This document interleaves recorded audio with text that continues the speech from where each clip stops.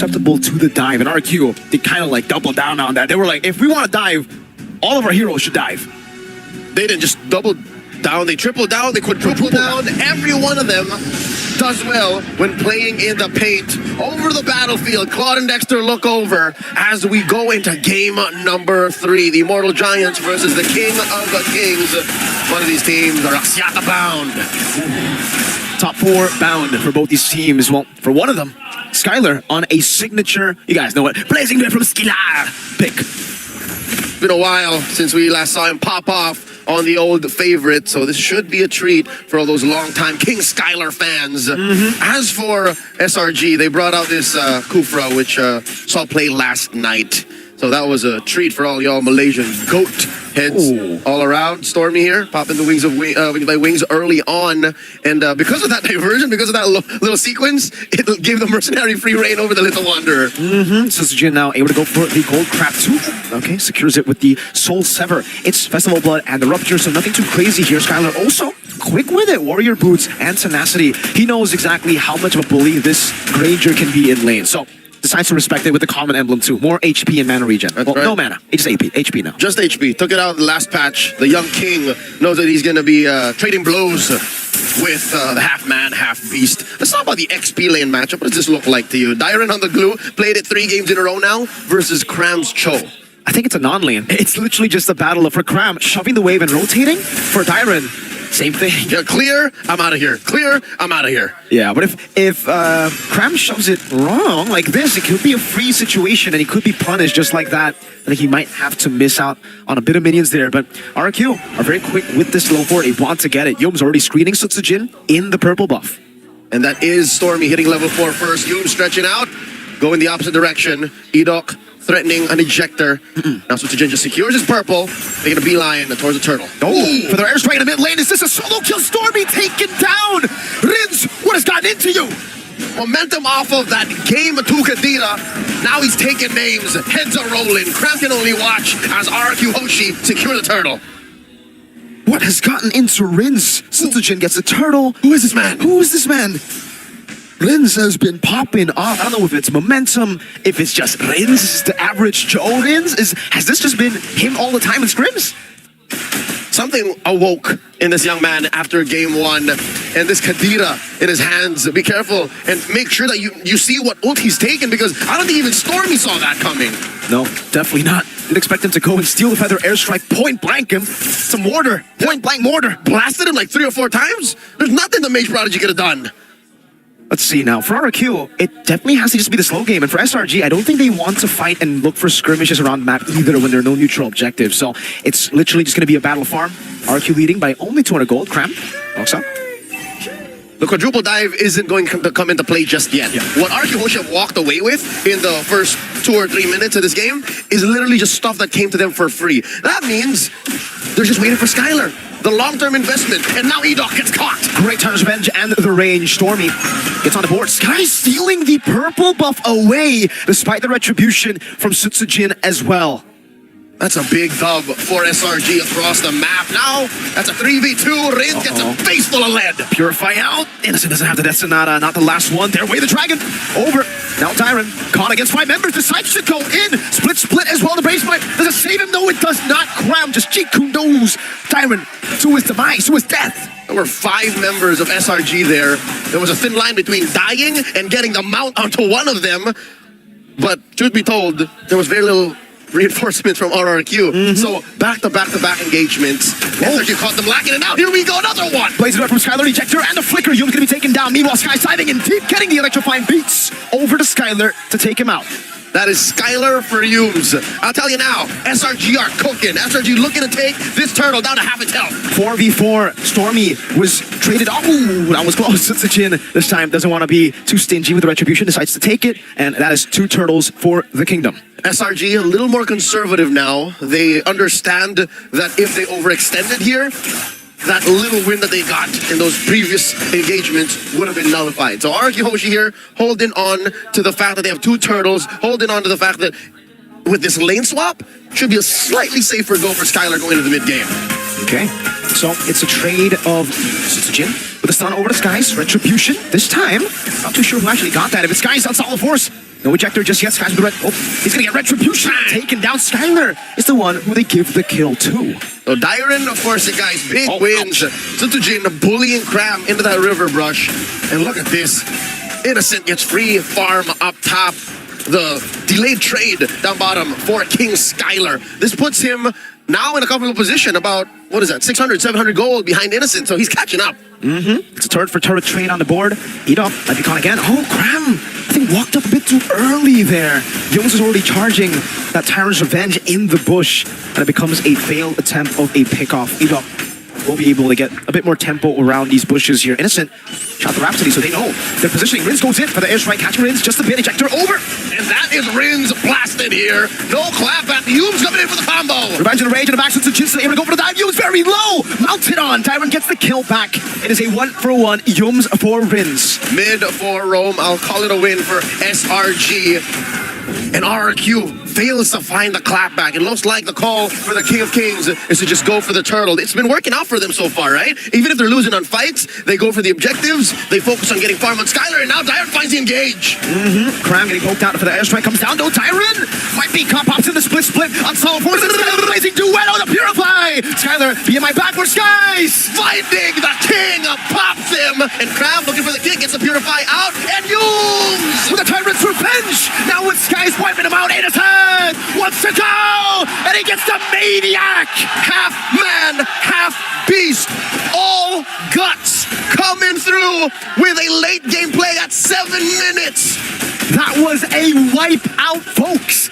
In the 7th minute of the game, RRQ Hoshi tried to battle with the Red Giants, but they ended up getting stomped to the ground.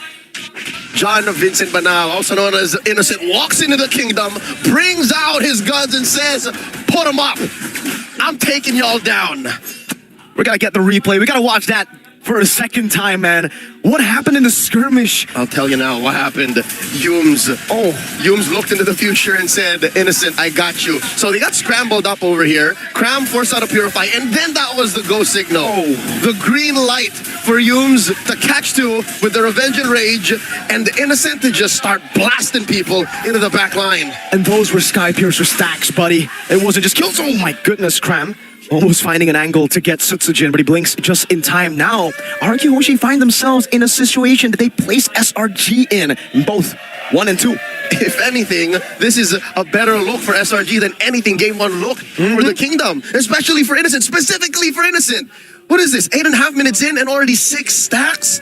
Plus, the Malefic Roar built off the back of that Maniac. Yeah, Skylar's not going to be able to walk up just like that. Rins gets punished too. Humes is healing off of Rins' damage.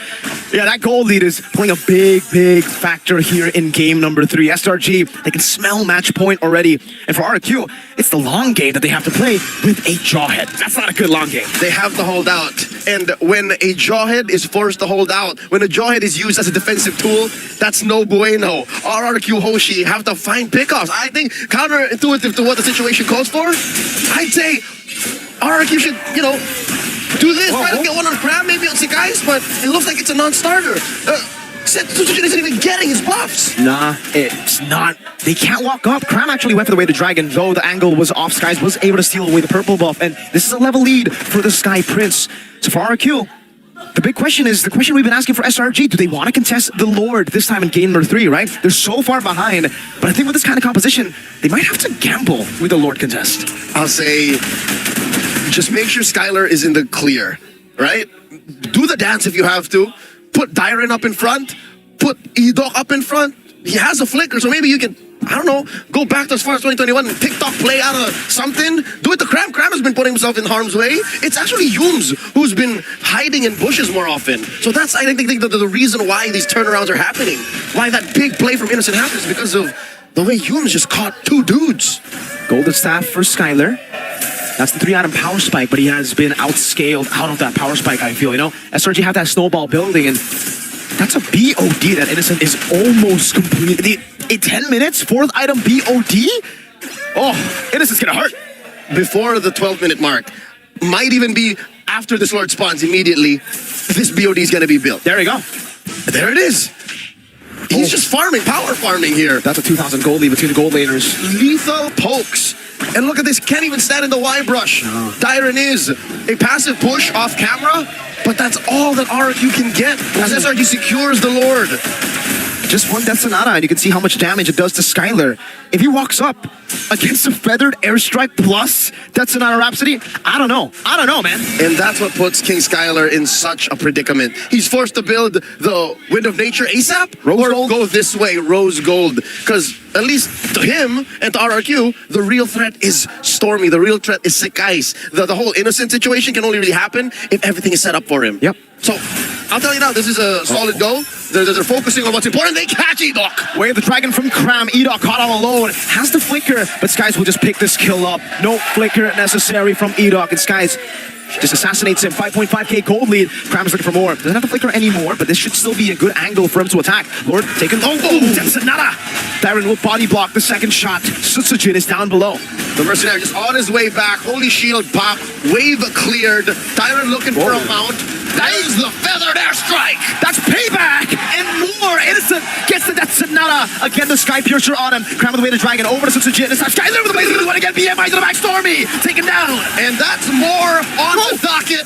Triple right now for SRG. And the trade-off, Sekai's shut down. The assault ends. The siege quelled for now. The kingdom still stands. 3 for 2 in that trade. On top of the 3 for 2 to SRG won, they got the base turret. And that will be the far lane base turret away from the Lord. An enhanced Lord is waiting for SRG and for RRQ Hoshi. The longer the game goes, it's getting more and more desperate. It's still worth it. I'll tell you now, what RRQ committed to and got away with, they were going to lose that turret either way. Yep. So the fact that SRG are reeling from their loss on Cram, rather on Sekai's, and so, Edok gets an ejector. Purify away the Dragon. Edok gonna be taken down. The airstrike coming down. Oh, Yomes cancels it. And Innocent guns him down. Tyron. He's not gonna get away from this. Yums committing the rage. Popping Tyron's immortality. Serving up the triple to Innocent. Oh no, Sekai's is in the base. Electrifying beats from Skies. RRQ still able to get 2 members to survive, but this is 5 of the Giants. They can smell it right now in the water. Blood for the Giants to scoop up and end right here. For the airstrike and away the Dragon over to Sutsujin. The mini waves, it's a big cannon minion. It will be cleared out. Edok walks up with the ejector, now gets Yums as well. Skylar with the blazing duet out to Yums. It'll be a kill over, that's 2. And out the better airstrike. Innocent again. Will Gun rins down. The punish. RRQ Hoshi kicking out SRG from their base. And once more, the siege ends. Not out of the woods just yet, but RRQ Hoshi bleed and fight for this chance to defend. Now it's 2 for 2. Rins and Sutsujin down. Skies and Yums down. Sutsujin will be spawning back a bit faster.